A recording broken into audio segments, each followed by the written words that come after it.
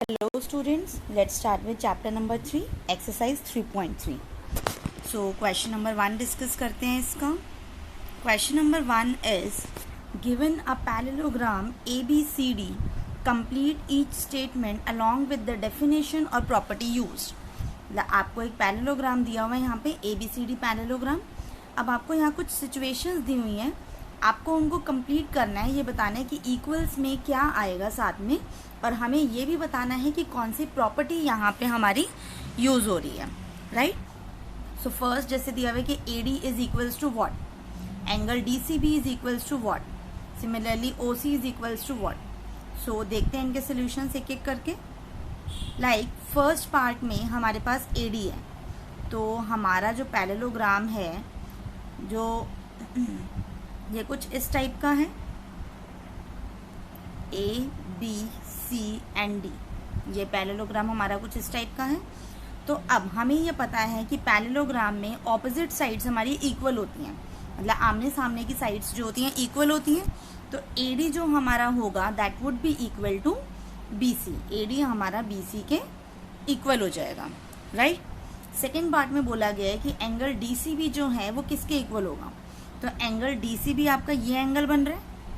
अब पैरेललोग्राम में opposite angles भी हमारे इक्वल होते हैं. जो आमने सामने के एंगल्स होते हैं, फ्रंट एंगल्स होते हैं, वो हमारे इक्वल होते हैं. तो DCB के सामने एंगल A है, तो एंगल DCB इक्वल होगा आपका एंगल DAB के. राइट. थर्ड पार्ट है हमारा कि OC किसके इक्वल होगा.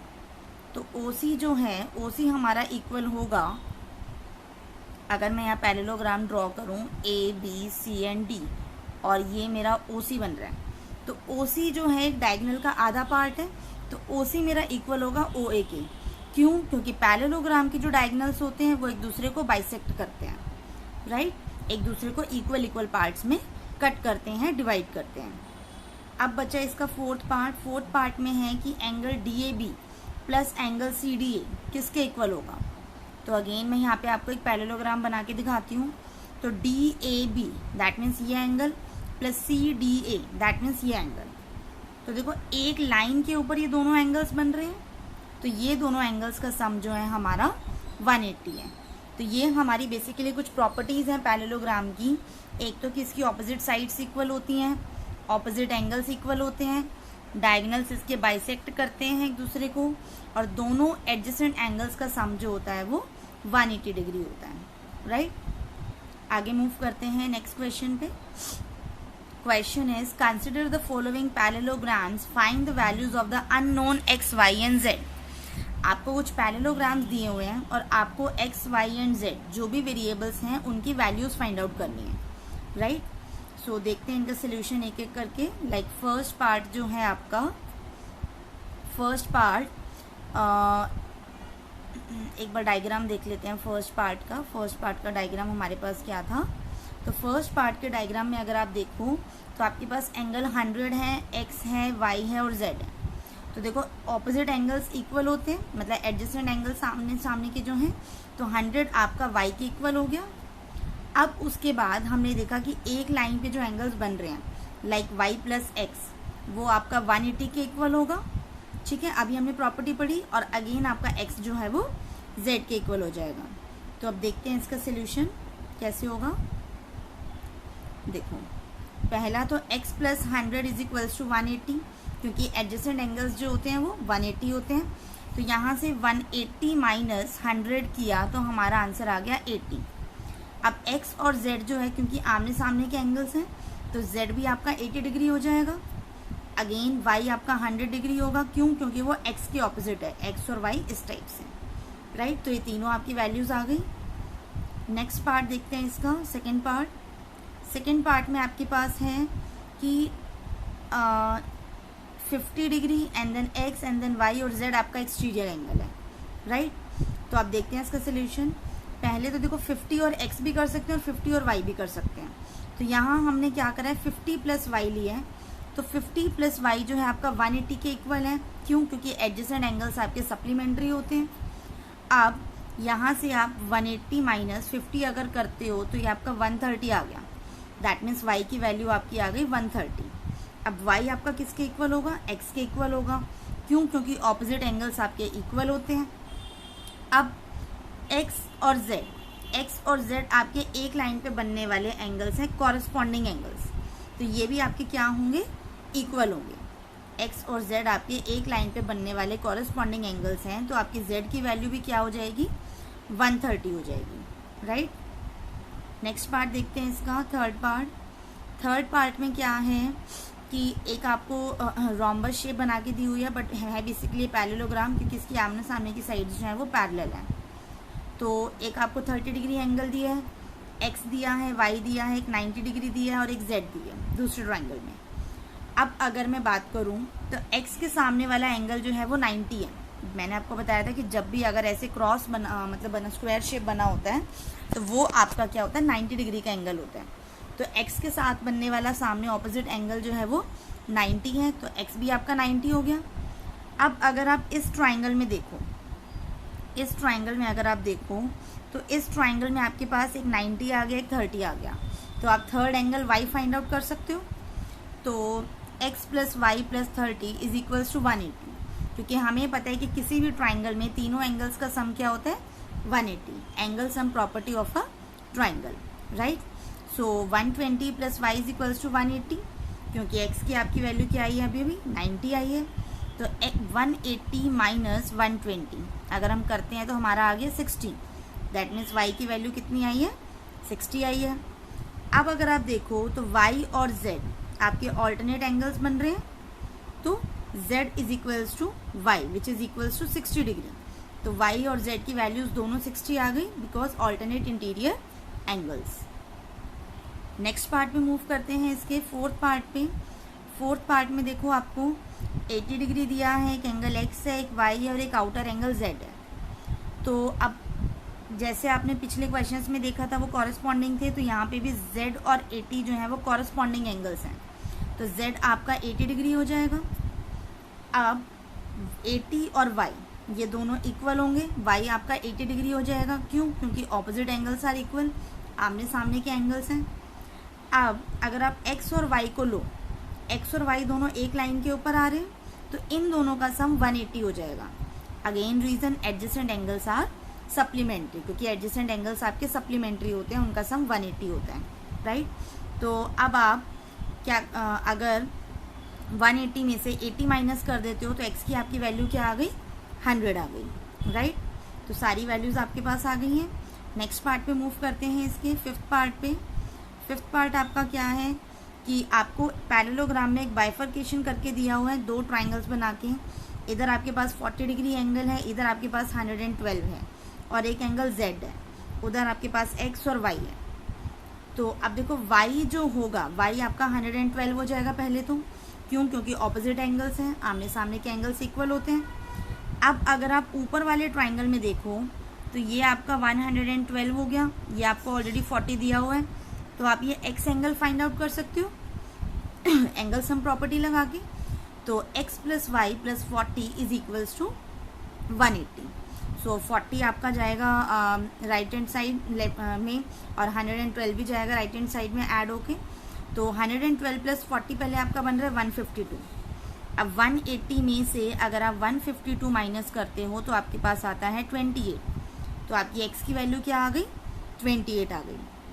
अब z और x जो आपके हैं they are alternate interior angles. आपके x और z इस टाइप से बन रहे हैं कि यहाँ आपका x है और यहाँ आपका z है, या यहाँ आपका x है, यहाँ आपका z है, तो ये आपके ऑल्टरनेट इंटीरियर एंगल्स हैं। तो z भी आपका क्या हो गया? 28 डिग्रीज हो गया, राइट। आगे मूव करते हैं नेक्स्ट क्वेश्चन पे। Question number 3, can a quadrilateral ABCD be a parallelogram if angle D plus B is equals to 180। First situation ये है कि अगर आपके पास एंगल D प्लस B 180 दिया हो तो क्या आपके पास ABCD एक पैरेललोग्राम हो सकता है। सेकंड है कि आपको डायमेंशंस दिए हैं कि AB और DC आपका 8 सेंटीमीटर है, AD 4 है और BC आपका 4.4 है। क्या इस सिचुएशन में बन सकता है, ये बताना है। और थर्ड है कि एंगल A 70 है और एंगल C आपका 65 है। तो इन सिचुएशंस को ध्यान में रखते हुए बताना है कि इनमें से कौन सी सिचुएशन में हमारा पैरेललोग्राम बन सकता है। तो अब देखते हैं इसका सोल्यूशन। देखो, अगर हम चाहते हैं कि एंगल डी प्लस बी 180 है, दैट मीन्स डी और बी आपके एक लाइन में होंगे, तो ये कुछ इस टाइप से बनेगा कि डी बी सी और ए, right.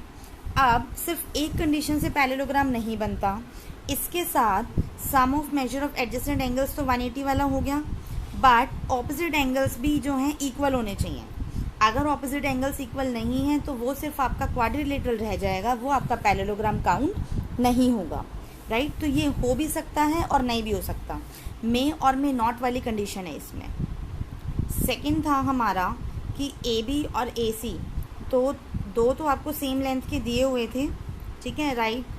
A B C D आपको ये दो तो इक्वल दिए हुए थे, बट ये वाले आपके इक्वल नहीं हैं। तो पैरेललोग्राम में तो सारी ऑपोजिट साइड्स जो होती हैं वो इक्वल होती हैं, तो इस केस में तो क्लियर कट नहीं है कि वो नहीं बनेगा।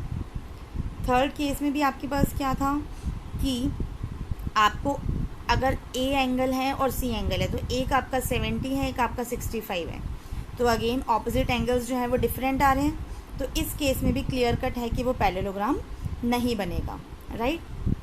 नेक्स्ट पार्ट पे मूव करते हैं, question number 4। Question is draw a rough figure of a quadrilateral that is not a parallelogram but has exactly two opposite angles of equal measure।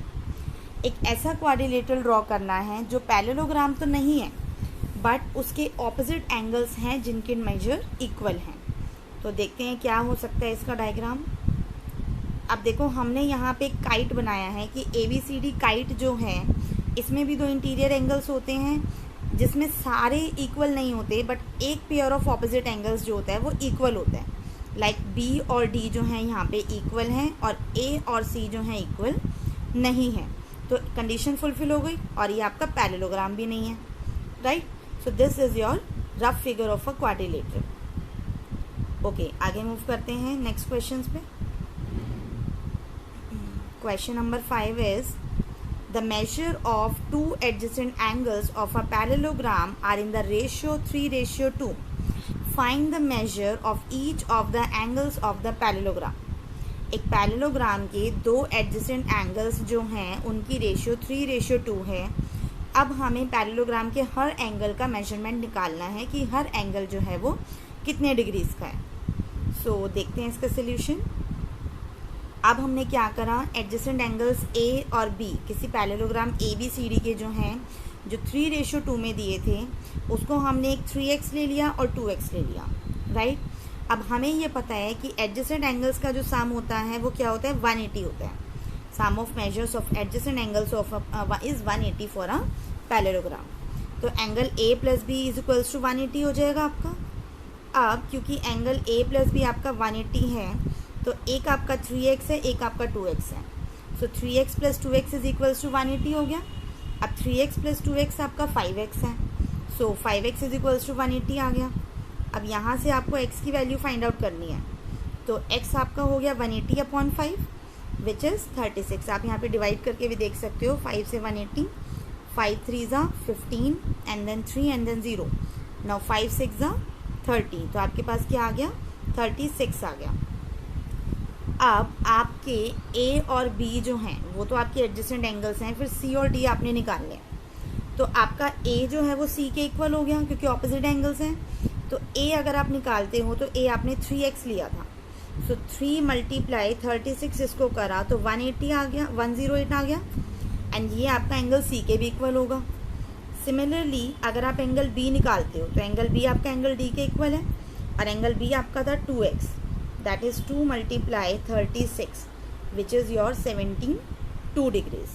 क्योंकि सेम रीज़न है ऑपोजिट एंगल्स, तो आपके चारों angles के जो measurement आए हैं वो आए हैं 108, 72, 108 एंड 72, राइट।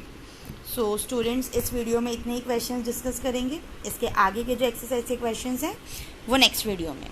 Thank you.